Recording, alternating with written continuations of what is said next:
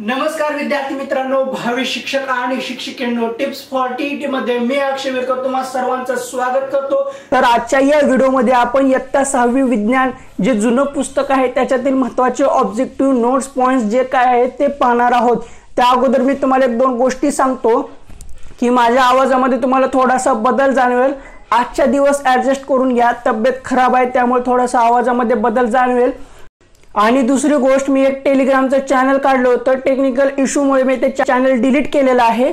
आता दुसरे एक चॅनल काढलेलं आहे, त्याच नावानं काढलेलं आहे। तुम्हाला जॉईन व्हायचं असेल तर तुम्ही जॉईन होऊ शकता, पण जॉईन झाल्या पीडीएफ पाठवा असे मेसेज करू नका। बाकी तुमच्या काही पर्सनल क्युरी असतील, काही प्रॉब्लेम असतील तर ते तुम्ही शेअर करू शकता। तुमच्या काही ज्या समस्या आहेत त्या मांडू शकता, त्या सॉल्व्ह करण्याचा मी प्रयत्न करेन। तर चला आता आपण डायरेक्ट इयत्ता 6वीचे महत्त्वाचे ऑब्जेक्टिव्ह पॉइंट्स नोट्स पाहू। तर बघा, हे पहिलेच ऑब्जेक्टिव्ह आहे ते आपल्या टीईटी मध्ये येऊन गेलेलं आहे। अमिबा, पॅरामेशियम, क्लोरेला, ईस्ट या सजीवांचे शरीर एका पेशीचे बनलेले असते। परत एकदा, अमिबा, पॅरामेशियम, क्लोरेला, ईस्ट या सजीवांचे शरीर एका पेशीचे बनलेले असते। चेतना मिळाल्यावर प्रतिसाद देण्याच्या क्षमतेला चेतना क्षमता म्हणतात। चेतना मिळाल्यावर प्रतिसाद देण्याच्या क्षमतेला चेतना क्षमता म्हणतात। माणसाची वाढ जन्मापासून वयाच्या 18 ते 25 वर्षापर्यंत होते। माणसाची वाढ जन्मापासून वयाच्या 18 ते 25 वर्षापर्यंत होते। वनस्पती श्वसन ही क्रिया अवयवांवरील सूक्ष्म छिद्रांवाटे करतात। वनस्पती श्वसन ही क्रिया अवयवांवरील सूक्ष्म छिद्रांवाटे करतात। बाभूळ, कडुलिंब, शेवगा अशा काही वनस्पतींच्या खोडांतून डिंक बाहेर पडतो, हा त्या वनस्पतींचा उत्सर्गच होय। बाभूळ, कडुलिंब, शेवगा अशा काही वनस्पतींच्या खोडांतून डिंक बाहेर पडतो, हा त्या वनस्पतींचा उत्सर्गच होय। आता हे बघा, हा एक चार्ट आहे। वयोमर्यादा म्हणजे आयुमर्यादा कुणाची किती आहे ते, हा प्रश्न 2013ला पडला होता। म्हणजे बघा, एकाच पानावर आतापर्यंत 3 प्रश्न आपल्या टीईटीच्या परीक्षेमध्ये येऊन गेलेले आहेत। घरमाशी, आयुमर्यादा आहे 1 ते 4 महिने, म्हणजे जे आपल्या घरामध्ये ज्या माशा फिरतात त्या जास्तीत जास्त 1 ते 4 महिने जगतात। कुत्र्याची आयुमर्यादा आहे 16 ते 18 वर्ष। शहामृग हा 50 वर्ष जगतो। हत्तीची आयुमर्यादा आहे 70 ते 90 वर्ष। वनस्पतींच्या वर्गीकरणाचे श्रेय कॅरोलस लिनियस या शास्त्रज्ञाकडे जाते। बघा, हा सुद्धा परीक्षेमध्ये येऊन गेलेला आहे। वनस्पतींच्या वर्गीकरणाचे श्रेय कॅरोलस लिनियस या शास्त्रज्ञाकडे जाते। कॅरोलस लिनियस यांनी सुचवलेले वनस्पतींच्या वर्गीकरणाची पद्धत सर्वत्र वापरली जाते। स्पायरोगायरा, नेचे, कवक या अपुष्प वनस्पती आहेत। टणक व मजबूत खोडाच्या पण मध्यम उंची असलेल्या वनस्पतींना झुडूप म्हणतात। लक्षात घ्या, झुडूप कशाला म्हणतात? टणक व मजबूत खोडाच्या पण मध्यम उंची असलेल्या वनस्पतींना झुडूप म्हणतात। रोपट्यांची उंची 1 ते 1.5 मीटर पर्यंत असते। मुळा, गाजर, बीट यांसारख्या काही वनस्पतींचे जीवनचक्र 2 वर्षात पूर्ण होते। मुळा, गाजर, बीट यांसारख्या काही वनस्पतींचे जीवनचक्र 2 वर्षात पूर्ण होते। सूर्यफूल, झेंडू, ज्वारी, बाजरी, मका या वनस्पतींचे जीवनचक्र 1 वर्षात पूर्ण होते। सत्य, योग्य, अयोग्य मध्ये हे विचारलं जाऊ शकतं, कोणत्या वनस्पतीचे जीवनचक्र 1 वर्षात पूर्ण होते व कोणत्या वनस्पतीचे जीवनचक्र 2 वर्षात पूर्ण होते। बेडूक, कासव, सुसर हे प्राणी जमीन व पाणी या दोन्ही ठिकाणी राहू शकतात। पाठीचा कणा असलेल्या प्राण्यांना पृष्ठवंशीय प्राणी म्हणतात। मासा, बेडूक, पाल, साप, सरडा, चिमणी, कावळा, ससा, माकड, हत्ती हे पृष्ठवंशीय प्राणी आहेत। अमिबा, कृमी, गांडूळ, गोगलगाय, खेकडा, झुरळ, फुलपाखरे अशा काही प्राण्यांत पाठीचा कणा नसतो। पाठीचा कणा नसलेले प्राणी कोणकोणते ते परत एकदा लक्षात घ्या। अमिबा, कृमी, गांडूळ, गोगलगाय, खेकडा, झुरळ, फुलपाखरे अशा काही प्राण्यांत पाठीचा कणा नसतो। हे एकदम सोपं वाटतं, पण परीक्षेमध्ये एखादा शब्द फिरवतात त्याच्यामध्ये आपलं चुकून जातं। पृष्ठवंशीय प्राण्यांच्या शरीरावर संरक्षणासाठी खवले, केस किंवा पिसे यांचे आणखीन एक आच्छादन असते। पृष्ठवंशीय प्राण्यांच्या शरीरावर संरक्षणासाठी खवले, केस किंवा पिसे यांचे आणखीन एक आच्छादन असते। खवल्यांना शल्क असेही म्हणतात। परत एकदा लक्षात घ्या, खवल्यांना शल्क असेही म्हणतात। बाळांना किंवा पिलांना जन्म देणारे म्हणजे जरायुज होय, हा परीक्षेमध्ये विचारला गेला होता पेपर 2 मध्ये। बाळांना किंवा पिलांना जन्म देणारे म्हणजे जरायुज होय। वड, उंबर या सपुष्प वनस्पती आहेत. बीजामध्ये आदिमूळ आणि अंकुर हे भाग असतात. मुळाच्या टोकाच्या भागावर केसासारखे धागे असतात, त्याला मूलरोम असे म्हणतात. मुळाच्या टोकाच्या भागावर केसासारखे जे धागे असतात त्याला मूलरोम असे म्हणतात. मुळाच्या टोकाचा भाग नाजूक असतो, त्याला इजा होऊ नये म्हणून त्यावर टोपी असते, त्याला मूलटोपी असे म्हणतात. परत एकदा, मुळाच्या टोकाचा भाग नाजूक असतो, त्याला इजा होऊ नये म्हणून टोपी असते, त्या टोपीला मूलटोपी असे म्हणतात. कोलकाता येथील इंडियन बायोटेक्निकल गार्डन मध्ये सुमारे 250 वर्षाचे वडाचे झाड आहे. याला हजारो पारंब्या आहेत. JK मध्ये हा प्रश्न विचारला जाऊ शकतो. कोलकाता येथील इंडियन बायोटेक्निकल गार्डन मध्ये सुमारे 250 वर्षाचे वडाचे झाड आहे. याला हजारो पारंब्या आहेत. तुम्ही हे युट्यूबवर किंवा गुगलवर सर्च करून पाहू शकता. ज्या ठिकाणी खोडावर पेरे असतात तेथे पाने फुटतात. ज्या ठिकाणी खोडावर पेरे असतात तेथे पाने फुटतात. खोडाच्या 2 पेरांमधील अंतराला कांडे म्हणतात. परत एकदा, खोडाच्या 2 पेरांमधील अंतराला कांडे म्हणतात. आता इथे एक छोटीशी आकृती आहे, पानाची आकृती आहे. त्याच्यामध्ये जे विविध भाग असतात त्याला काय काय म्हणतात त्याच्या संबंधीची माहिती आहे. पर्णाग्र, पर्णधारा, पर्णपत्र, देठ, पर्णतल, उपपर्णतल कशाला काय म्हणतात त्याची माहिती आहे. मी तुम्हाला व्यवस्थित सांगतो. पानाच्या पसरट भागाला पर्णपत्र म्हणतात. पर्णपत्राच्या कडेला पर्णधारा म्हणतात. पर्णपत्राच्या पुढच्या टोकाला पर्णाग्र म्हणतात. देठाच्या खोडाशी जोडलेला भाग म्हणजे पर्णतल. पानाच्या पसरट भागाला पर्णपत्र म्हणतात. पर्णपत्राच्या कडेला पर्णधारा म्हणतात. पर्णपत्राच्या पुढच्या टोकाला पर्णाग्र म्हणतात. देठाच्या खोडाशी जोडलेला भाग म्हणजे पर्णपत्र. ही आकृती याच्यासाठीच दिलेली आहे की असं ऐकून लक्ष राहत नसेल तर पान समोर ठेवायचं. पान समोर ठेवून तुम्हाला हे एकदम क्लिअर होऊन जाईल. आता आपण पुमंग, जायांग, निदलपुंज, पुष्पधारा, दलपुंज म्हणजे काय ते पाहणार आहोत. तुम्हाला इथं पुमंग, जायांग, निदलपुंज, पुष्पधारा, दलपुंज यांच्या छोट्याशा आकृत्या दिसत असतील त्या आकृत्या पाहून घ्या. आता आपण त्याच्यामध्ये थोडीशी डिटेल्स मध्ये माहिती पाहू.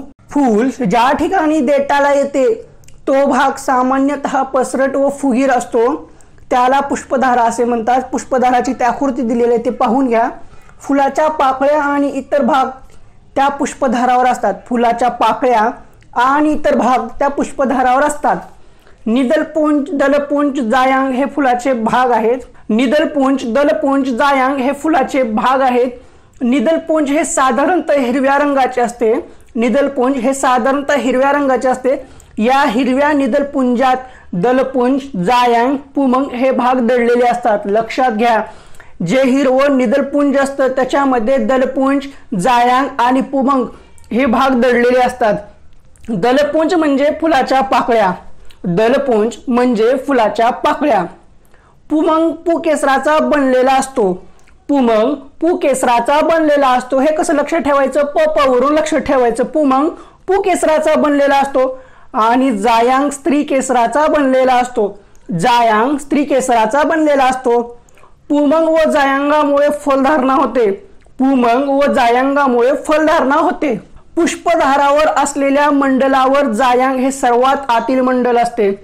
पुष्पधारावर असलेल्या मंडलावर जायांग हे सर्वात आतील मंडल असते. निदलपुंज हे सर्वात बाहेरचे मंडल आहे. हे महत्वाचं आहे. निदलपुंज हे सर्वात बाहेरचे मंडल आहे. निदलपुंज आणि जायांग यांच्या दरम्यान दलपुंज आणि पुमंग यांची मांडणी असते. निदलपुंज आणि जायांग यांच्या दरम्यान दलपुंज आणि पुमंग यांची मांडणी असते. लांबी, वस्तुमान, काल, आकारमान, क्षेत्रफळ, तापमान या राशी आहेत. MKS पद्धतीत लांबी मीटर मध्ये, वस्तुमान किलोग्रॅम मध्ये व काल सेकंदात मोजतात. MKS पद्धतीमध्ये लांबी मीटर मध्ये, वस्तुमान किलोग्रॅम मध्ये व काल सेकंदात मोजतात. MKS पद्धतीला SI पद्धत म्हणतात. ही पद्धत सर्वमान्य आहे. हे महत्वाचं आहे. MKS पद्धतीला SI पद्धत म्हणतात. ही पद्धत सर्वमान्य आहे. CGS पद्धतीत लांबी सेंटीमीटर मध्ये, वस्तुमान ग्रॅम मध्ये व काल सेकंदात मोजतात. CGS पद्धतीत लांबी सेंटीमीटर मध्ये, वस्तुमान ग्रॅम मध्ये व काल सेकंदात मोजतात. FPS पद्धतीत लांबी फूट मध्ये, वस्तुमान पाऊंड मध्ये, काल सेकंदात मोजतात. क्वार्ट्ज घड्याळ हे क्वार्ट्ज या स्फटिकाच्या स्पंदनावर अवलंबून असते. त्यामध्ये स्प्रिंग नसते. म्हणून किल्लीची गरज नसते. आता हे तिन्ही ऑब्जेक्टिव्ह खूप महत्वाचे आहेत, हे ऑलिम्पिकशी संबंधित आहेत. 1960 सालच्या रोम शहरातील ऑलिम्पिक स्पर्धेमध्ये फ्लाइंग सिख मिल्खा सिंग या धावपटूचे पदक 1/10 सेकंदाने हुकले होते. 1984 साली लॉस एंजेलिस मध्ये झालेल्या ऑलिम्पिक शर्यतीत PT उषा या भारतीय धावपटूचे पदक 1/100 सेकंदाने हुकले होते. मिल्खा सिंगचे 1/10 सेकंदांनी तर PT उषाचे 1/100 सेकंदांनी हुकले होते. एका रोममध्ये 480 कागद असतात. मॅग्लेव ही गाडी म्हणजे ट्रेन ताशी 500 ते 800 किलोमीटर वेगाने धावणारी आहे. या गाडीला लिनियर मोटरच्या साहाय्याने वेग दिला जातो. मॅग्लेव मॅग्नेटिक लिव्हिटेशन म्हणजे चुंबकीय उत्पात. घर्षणामुळे रबर, प्लास्टिक, एबोनाइट यांसारख्या पदार्थांवर वीज निर्माण होते. परत एकदा, घर्षणामुळे रबर, प्लास्टिक, एबोनाइट यांसारख्या पदार्थांवर वीज निर्माण होते. घर्षणामुळे वीज निर्माण होणाऱ्या बलाला स्थितीत विद्युत बल म्हणतात. घर्षणामुळे वीज निर्माण होणाऱ्या बलाला स्थितीत विद्युत बल असे म्हणतात. एकाच दिशेने जाणाऱ्या गतीला रेषीय गती म्हणतात. ठराविक अंतर विशिष्ट वेळेत पार करणाऱ्या गतीला एक समान गती म्हणतात.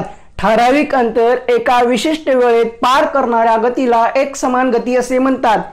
आंदोलनामुळे प्राप्त होणाऱ्या गतीला आंदोलित गती म्हणतात. आंदोलनामुळे प्राप्त होणाऱ्या गतीला आंदोलित गती असे म्हणतात. पक्ष्यांच्या पंखांची हालचाल ही आंदोलित गतीचे उदाहरण आहे. महत्वाचं आहे, आंदोलित गतीचं उदाहरण विचारलं जाऊ शकतं. पक्ष्यांच्या पंखांची हालचाल ही आंदोलित गतीचे प्रकार आहे.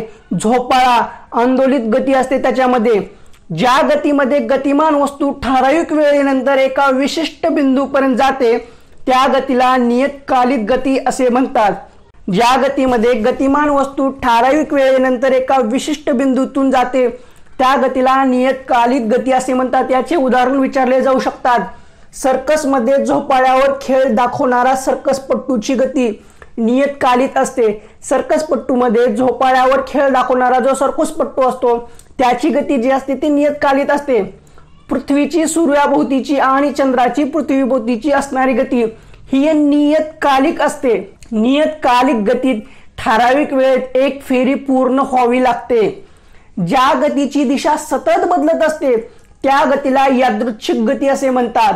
बघा लक्षात घ्या, ज्या गतीची दिशा ही सतत बदलत असते त्या गतीला यादृच्छिक गती असे म्हणतात. आता यादृच्छिक गतीचे उदाहरण कुठकुठले आहेत तर ते पाहू. फुलपाखरू एका फुलावरून दुसऱ्या फुलावर जाते. याचं काही असं टाइम टेबल नसतं, ते कधीही कुठेही कसंही जाते, म्हणून ती यादृच्छिक गती आहे. फुटबॉलच्या खेळातील फुटबॉलची गती, आता फुटबॉल खेळताना बघा, फुटबॉल इकडून तिकडं तिकडून इकडं कुठेही कसंही जातो. काही असं ठराविक कालावधी नसतो किंवा असं ठराविक एक डायग्राम नसतो किंवा ठराविक एक रेष नसते की त्याच्यामध्येच फुटबॉल जातो. त्याचं काही असं हेच नाहीये, कुठेही कसंही जातो, म्हणून ते यादृच्छिक उदाहरण आहे. रांगते बाळ, आता रांगते बाळ तुम्ही पाहिलेलं असेल, ते कसं जातं, कुठेही कसंही जातं, त्याचं कसं ठराविक गती नसते. पुन्हा भटकती जनावरे तुम्ही पाहिलेली असतात. भटकी जनावरे कुठेही असतात, रस्त्यावर पडलेली असतात, कुठेही जातात. पुन्हा माळ, तुटून पडलेली पाने, हे कशाची उदाहरण आहेत तर यादृच्छिक गतीचे उदाहरण आहेत. आता चाल म्हणजे काय तर चाल बरोबर पार केलेले अंतर छेद अंतर पार करायला लागणारा कालावधी म्हणजे वेळ. चाल बरोबर पार केलेले अंतर छेद अंतर पार करण्यासाठी लागलेला वेळ किंवा कालावधी. बल, टेकू आणि भार यांच्या स्थानांवरून तर्फेचे 3 प्रकार पडतात. तर्फेचे एकूण 3 प्रकार आहेत. ते कशावरून पडतात तर बल, टेकू आणि भार यांच्या स्थानांवरून तर्फेचे 3 प्रकार पडतात. शेतकऱ्याने वापरलेली तरफ पहिल्या प्रकारात मोडते. हे उदाहरण विचारले जाऊ शकतात. सत्य असत्य, योग्य अयोग्य, जोड्या लावामध्ये सुद्धा विचारले जाऊ शकतात. शेतकऱ्याने वापरलेली तरफ पहिल्या प्रकारात मोडते. तराजू हे सुद्धा पहिल्या प्रकारचे म्हणजे उदाहरण आहे किंवा पहिल्या प्रकारात मोडते. तराजू हे सुद्धा पहिल्या प्रकारात मोडते. तर्फेच्या पहिल्या प्रकारात टेकू मध्ये असतो. त्याच्या एका टोकाला बल असते आणि दुसऱ्या टोकाला भार असतो. आधाराभोवती हलणाऱ्या आणि न वाकणाऱ्या दांड्याला तरफ म्हणतात. तरफ कशाला म्हणतात ते लक्षात घ्या. आधाराभोवती हलणाऱ्या आणि न वाकणाऱ्या दांड्याला तरफ म्हणतात. तरफ हे साधे यंत्र आहे. तरफ हे साधे यंत्र आहे. तर्फेच्या दुसऱ्या प्रकारावर एका बाजूला टेकू, दुसऱ्या बाजूला बल आणि मध्ये भार असतो। तर्फेच्या दुसऱ्या प्रकारावर एका बाजूला टेकू, दुसऱ्या बाजूला बल आणि मध्ये भार असतो। आता हे पहा, टीईटीच्या पेपर 2 मध्ये येऊन गेलेला आहे। बागेतील कचरा वाहून नेण्यासाठी वापरायची ढक्कल गाडी व ओपनर हे दुसऱ्या प्रकारचे तर्फेचे उदाहरण आहे। जे आपण सोड्याची बॉटल जे ओपनरनं उघडतो ना, ते ओपनर हे तर्फेच्या दुसऱ्या प्रकारचे उदाहरण आहे।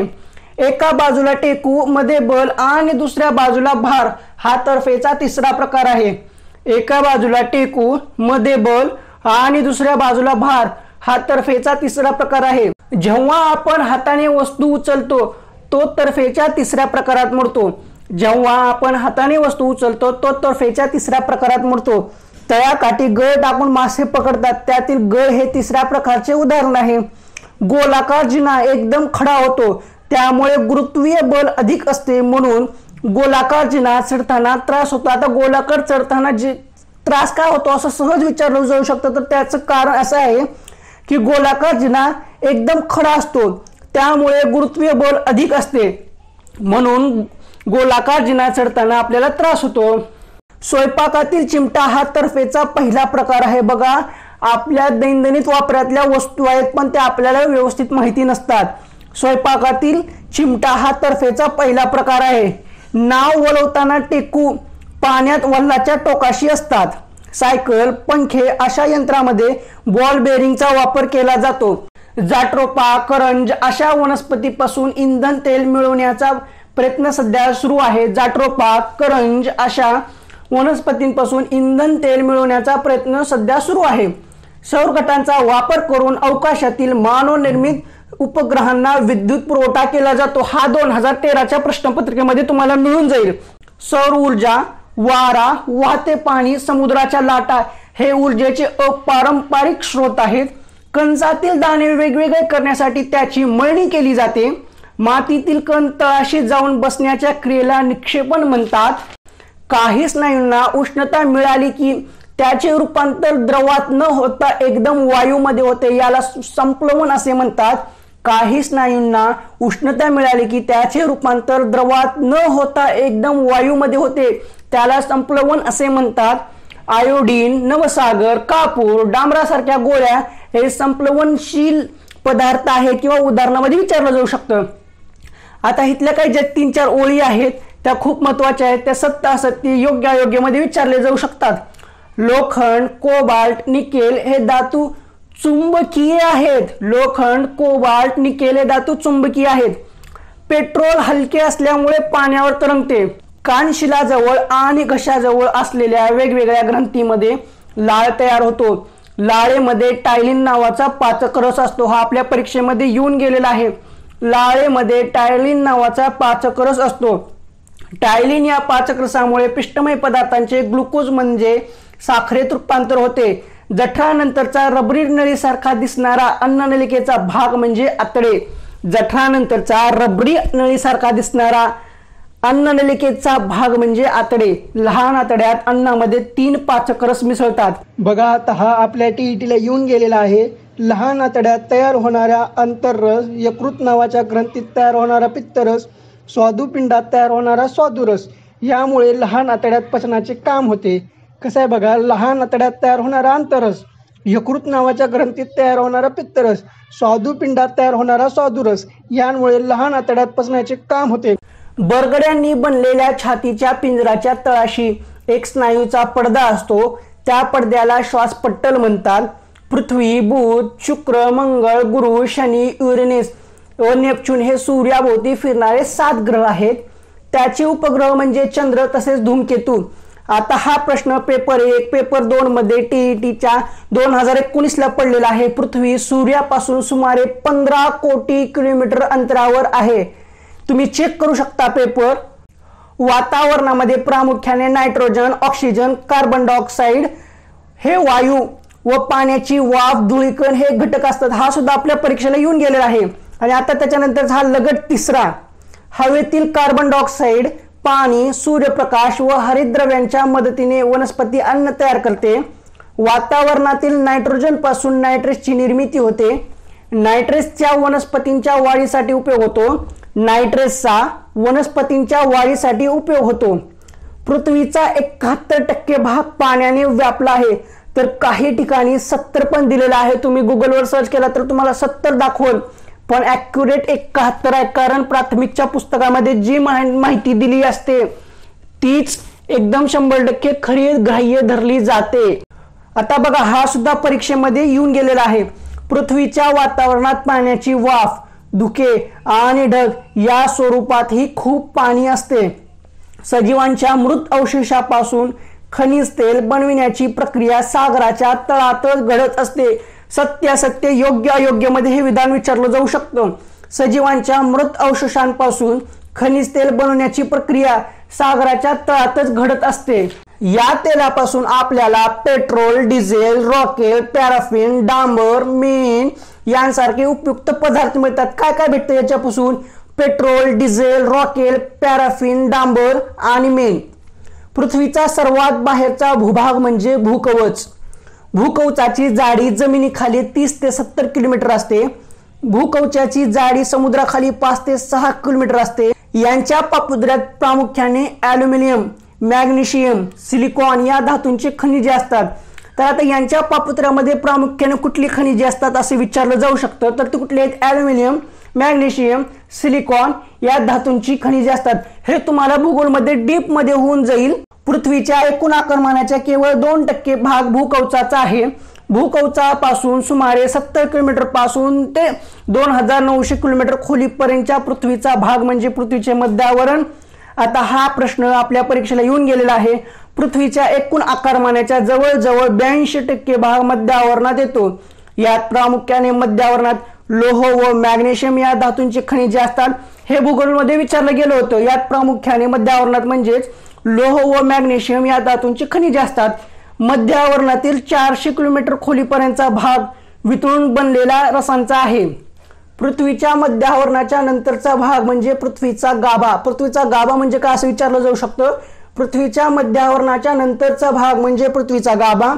पृथ्वीच्या एकूण आकारमानाच्या जवळजवळ 16% भाग हा गाभ्याचा आहे. केंद्राजवळील गाभ्याचा भाग सुमारे 1200 किलोमीटरचा भाग अत्यंत गरम आहे. त्याच्या भोवती सुमारे 2250 किलोमीटर जाडीचा भाग द्रव्य स्थितीत आहे. पृथ्वीच्या गाभ्यातील द्रवाचे तापमान हे सुमारे 4000 अंश सेल्सिअस पेक्षाही अधिक असते. हे विचारलं गेलं होतं पेपर 2 मध्ये. पृथ्वीच्या गाभ्यातील द्रव्याचे तापमान हे सुमारे 4000 अंश सेल्सिअस पेक्षाही अधिक असते. 20 कोटी वर्षापूर्वी पृथ्वी आज सारखी नव्हती. उत्तर अमेरिका, युरोप व आशिया या खंडाचे भाग एकमेकांना जोडलेले होते.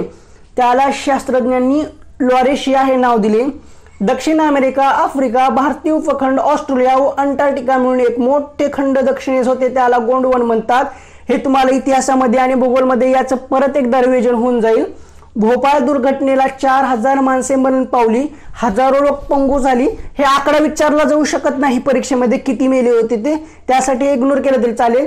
पण ही दुर्घटना कधी घडली होती हे विचारलं जाऊ शकते. ही दुर्घटना 3 डिसेंबर 1984 साला घडली होती. तर कुठे? मध्य प्रदेश मधील भोपाळ येथे.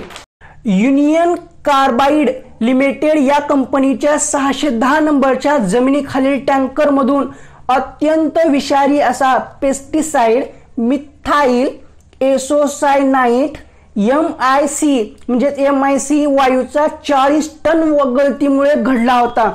20,000 लोक मृत्यू पडले होते, 50,000 जखमी झाले होते. किती मेले, किती जखमी झाले हे विचारलं जात नाही. 16 सप्टेंबर हा दिवस जगभर ओझोन संरक्षण दिन मानला जातो. हा प्रश्न आपल्याला मराठीमध्ये सुद्धा विचारला जाऊ शकतो, गणितामध्ये सुद्धा विचारला जाऊ शकतो किंवा आपल्या परिसर अभ्यासामध्ये सुद्धा विचारला जाऊ शकतो. बाळाचे वजन पॅन मध्ये मोजतात. हे परीक्षेला आलं होतं. बाळाचे वजन पॅन मध्ये मोजतात. वनस्पती कुजल्याने मिथेन वायू तयार होतो. वनस्पती कुजल्याने मिथेन वायू तयार होतो. कोरिफिल वायूच्या निर्मितीत मॅग्नेशियम मॅग्नाइट हा वायू असतो. कोरिफिल वायूच्या निर्मितीत मॅग्नेशियम मॅग्नेट हा वायू असतो. समुद्रात आढळणाऱ्या ऑयस्टर प्राण्यांपासून मोती मिळतो. मोती कशापासून मिळतो हे विचारलं जाऊ शकतं बरं का.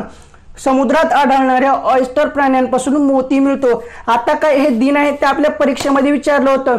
हे परिसर अभ्यासामध्ये सुद्धा विचारले होते, गणितामध्ये सुद्धा विचारले होते. गणितामध्ये कसं विचारले होते? दिवस काढा, वार काढायच्या मध्ये विचारलं होतं. 16 सप्टेंबर ओझोन संरक्षण दिन, 20 ऑगस्ट अक्षय ऊर्जा दिन, 22 मार्च जागतिक जल दिन, 1 ऑक्टोबर राष्ट्रीय रक्तदान दिन, 14 जून जागतिक रक्तदाता दिवस. हे सर्वच्या सर्व आपल्याला TET मध्ये येऊन गेलेले आहेत. तर हे होते इयत्ता 6वीचे जुन्या विज्ञानाच्या पुस्तकातील महत्त्वाचे ऑब्जेक्टिव्ह, जे की परीक्षेमध्ये वारंवार विचारले जात होते. ते आपण पाहिले आहेत. याच्यानंतर आपण आता इयत्ता 7वीचे ऑब्जेक्टिव्ह पाहणार आहोत. पण प्रथम तुम्हाला एक गोष्ट लक्षात आली असेल की जसजशी इयत्ता वाढत आहे तसतसं विज्ञानाचं जी काठिण्य पातळी आहे ती वाढत आहे. त्यासाठी आता इथून पुढे जेवढे बी विज्ञानाचे व्हिडिओज येणार आहेत ते थोडंसं लक्षपूर्वक हे करा, कारण आपलं विज्ञान तेवढं पक्क नसतं, गणितही पक्क नसतं. त्यामुळे ते आपल्याला ऐकायला थोडंसं कठीण जातं, वाचण्यासही कठीण जातं. त्यामुळे तुम्ही परत परत वाचा, ऐका. आणि सर्वात महत्त्वाचं, तुम्ही व्हिडिओला लाईक करत जावा, शेअर करत जावा. आणि जर तुम्हाला व्हिडिओ आवडत असेल, त्याच्यातून तुम्हाला फायदा होत असेल तर चॅनलला सबस्क्राईब करा.